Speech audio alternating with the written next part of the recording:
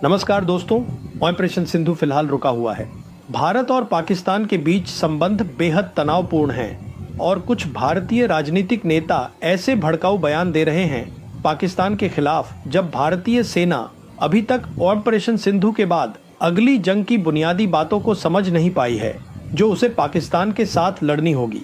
एक ऐसा पाकिस्तान जिसे चीन का पूरा समर्थन प्राप्त होगा, जैसा कि हमने ऑपरेशन सिंधु में देखा था। तो मैं इन सभी बातों पर चर्चा करता हूं। 2 दिन पहले हम जानते हैं रक्षा मंत्री राजनाथ सिंह ने कहा कि सिंध, जो पाकिस्तान का एक प्रांत है, सभ्यतागत रूप से भारत का हिस्सा है। उन्होंने यह भी कहा कि सीमाएं बदल सकती हैं, यह संकेत देते हुए कि सिंध शारीरिक रूप से भारत का हिस्सा बन सकता है, जो कि एक अत्यंत भड़काऊ बयान है और पाकिस्तान ने इस पर प्रतिक्रिया दी। लेकिन राजनाथ सिंह ऐसे बोलने वाले अकेले आरएसएस नेता नहीं हैं।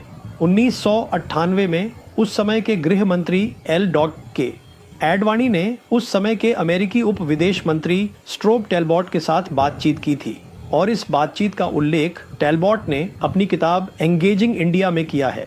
टेलबॉट लिखते हैं, एडवाणी के साथ मेरी बैठक असहज करने वाली थी। एडवाणी ने खुलेआम उस सुखद दिन के बारे में सोचा जब भारत, पाकिस्तान, श्रीलंका, बांग्लादेश और म्यांमार एक एकल दक्षिण एशियाई महासंघ में फिर से एकजुट हो जाएंगे, जिसे आरएसएस अखंड भारत या ग्रेटर इंडिया कहता है।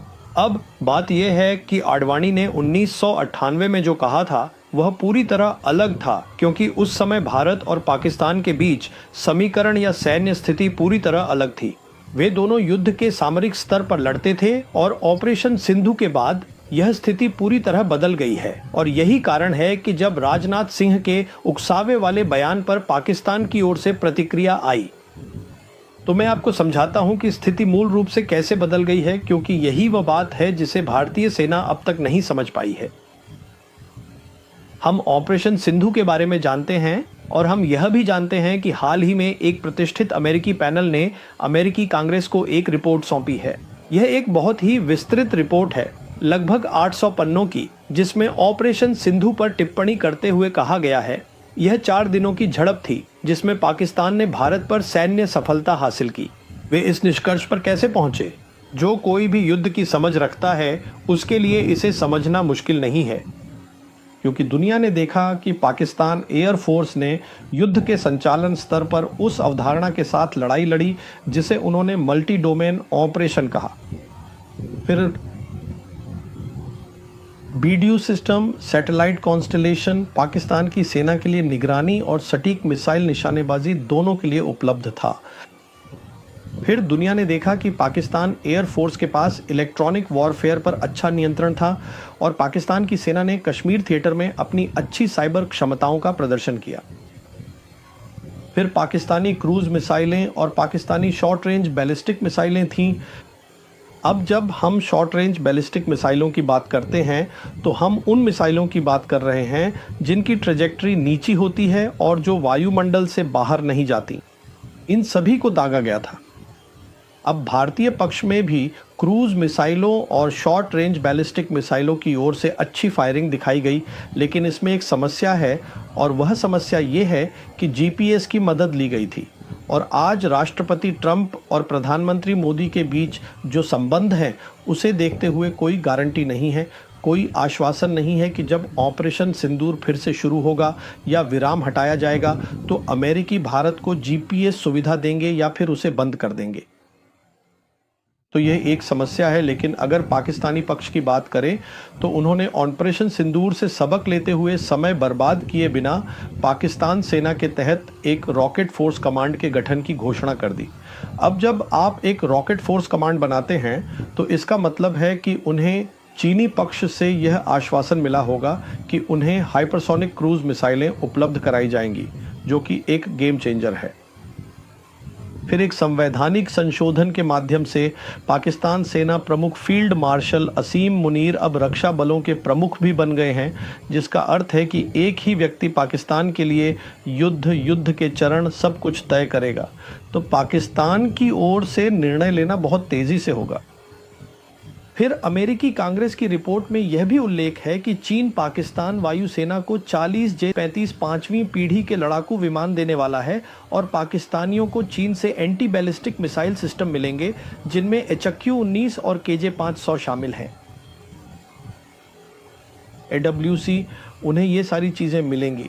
तो बात बहुत सीधी है कि पाकिस्तानियों ने युद्ध के ऑपरेशनल स्तर पर लड़ने का पूरा इरादा कर लिया है, जिसमें पाकिस्तान सेना के तहत नया रॉकेट फोर्स कमांड और पाकिस्तान वायुसेना शामिल हैं और चीनी पूरी तरह से उन्हें इस ऑपरेशनल स्तर के युद्ध में समर्थन देने को तैयार है।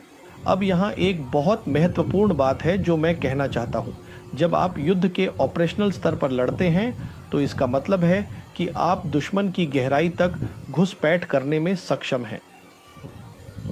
और एक बार जब आप दुश्मन की गहराई में घुसपैठ कर लेते हैं तो इसका मतलब ये होता है कि दुश्मन की रक्षा व्यवस्था बिखर जाती है। सरल शब्दों में इसका मतलब ये है कि जो आगे बढ़ने वाली सेनाएं हैं वे पूरी तरह से कट जाती हैं और वे अग्रिम पंक्ति की सेनाओं तक पहुंचने में असमर्थ हो जाती हैं। तो जो भी अग्रिम पंक्ति की सेनाएं हैं, यानी जो सेना रणनीति अपना रही है, वह बस जंगल में अकेली रह जाती है, उसके पास कोई समर्थन नहीं होता और इसलिए इसका युद्ध के परिणाम में योगदान बहुत ही कम होता है। तो अब तक जो होता था वह यह था कि ऑपरेशन सिलदर से पहले भारतीय सेना और पाकिस्तानी सेना दोनों ही सेनाएं युद्ध के सामरिक स्तर पर ही लड़ती थीं। अब स्थिति बदल गई है, इसलिए भारतीय सेना या माफ़ कीजिए भारतीय सैन्य बल को भी यह देखना चाहिए था कि भारत कितनी जल्दी पाकिस्तान के साथ युद्ध के संचालन स्तर पर लड़ाई के लिए तैयार हो सकता है और इसमें रॉकेट फोर्स कमांड को गंभीरता से शामिल करना भी ज़रूरी है। गंभीरता से यह देखना कि उसके पास जो थोड़ी बहुत क्षमताएं हैं उन्हें और कैसे विकसित किया जाए, जैसे कि इलेक्ट्रॉनिक युद्ध, साइबर क्षमताएं, और यह देखना कि वह 24 घंटे की स्पेस क्षमताएं कैसे प्राप्त कर सकता है जिससे उसे लगातार भरोसेमंद क्षमताएं मिल सकें। और दो बहुत महत्वपूर्ण बातें, पहली, भारतीय वायुसेना को पूरी तरह से स्वतंत्रता दी जानी चाहिए, खरीदारी में भी, प्रशिक्षण में भी, बिना किसी राजनीतिक हस्तक्षेप के। तब वह निश्चित रूप से बेहतरीन प्रदर्शन कर सकती है। और दूसरी बात यह है कि भारतीय पक्ष को अपनी त्वरित क्षमता के लिए तैयार रहना चाहिए। इसका मतलब यह है कि अगर कोई छोटा युद्ध होता है तो गोला बारूद की कमी को लेकर कोई चिंता नहीं होनी चाहिए। इसलिए हमें गोला बारूद खर्च करने में बहुत सावधानी बरतनी होगी, जबकि पाकिस्तानी पक्ष को ऐसी कोई चिंता नहीं होगी क्योंकि उन्हें चीनी पक्ष से बिना किसी रुकावट के आपूर्ति मिलती रहेगी। यह सब भारतीय पक्ष को पहले से ही करना चाहिए था और इस पर ध्यान केंद्रित करना चाहिए था और इस बारे में बात करनी चाहिए थी। इसके बजाय हमारे पास भारतीय सेना है जो अपनी जनसंपर्क कर रही है। मैं इसे जनसंपर्क कहता हूँ। क्यों? क्योंकि कारगिल दिवस पर जो 27 जुलाई था, सेना प्रमुख जनरल द्विवेदी ने घोषणा की कि भारतीय सेना रुद्र ब्रिगेड्स का गठन करेगी। अब रुद्र ब्रिगेड क्या है? भारतीय सेना के पास लगभग 260 सिंगल आर्म ब्रिगेड्स हैं। सिंगल आर्म के बजाय उन्हें मल्टी आर्म्ड ब्रिगेड्स में बदला जाएगा और उनका उपयोग विभिन्न दिशाओं में तेज़ और बहुआयामी हमलों के लिए किया जाएगा। मल्टी आर्म्ड ब्रिगेड्स का मतलब है कि उनमें इन्फेंट्री होगी, उनके पास तोपखाना, आर्टिलरी होगा, उनके पास बख्तरबंद आर्मर भी होगा, उनके पास वायु रक्षा, एयर डिफेंस होगी, उनके पास इंजीनियरिंग और अन्य क्षमताएं भी होंगी, उनके पास लॉजिस्टिक्स भी है। तो ये सारी चीज़ें एक साथ लाई जाएंगी और जाहिर है कि यह विचार दिवंगत जनरल बिपिन रावत के कार्यकाल के दौरान आया था, जब वे सेना प्रमुख थे, यानी दिसंबर 2016 से 2019 तक। अपने कार्यकाल में उन्होंने 2018 की लैंड वॉरफेयर डॉक्ट्रिन पेश की थी, जिसमें उन्होंने IBG यानी इंटीग्रेटेड बैटल ग्रुप्स की आवश्यकता के बारे में बात की थी।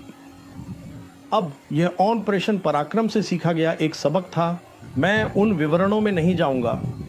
संक्षेप में कहें तो पराक्रम के दौरान जो उस समय हुआ जब वाजपेयी प्रधानमंत्री थे, भारतीय सेना को जुटने में बहुत समय लग गया था। तो इसके बजाय सेना ने यह तय किया कि ऐसे बैटल ग्रुप्स बनाए जाएं और ये बैटल ग्रुप्स तुरंत युद्ध शुरू कर सकें और इसे कोल्ड स्टार्ट कहा गया।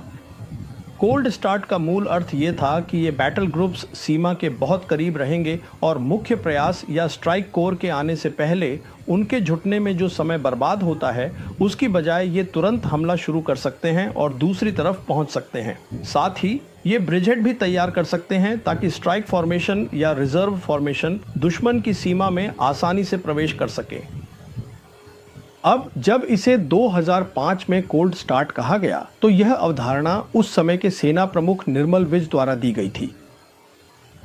उस समय की सरकार जो मनमोहन सिंह सरकार थी उसने प्रतिक्रिया दी क्योंकि कोल्ड स्टार्ट का एक बिल्कुल अलग अर्थ था और पाकिस्तानियों ने भी फुल स्पेक्ट्रम डिटरेंस की अवधारणा के साथ प्रतिक्रिया दी।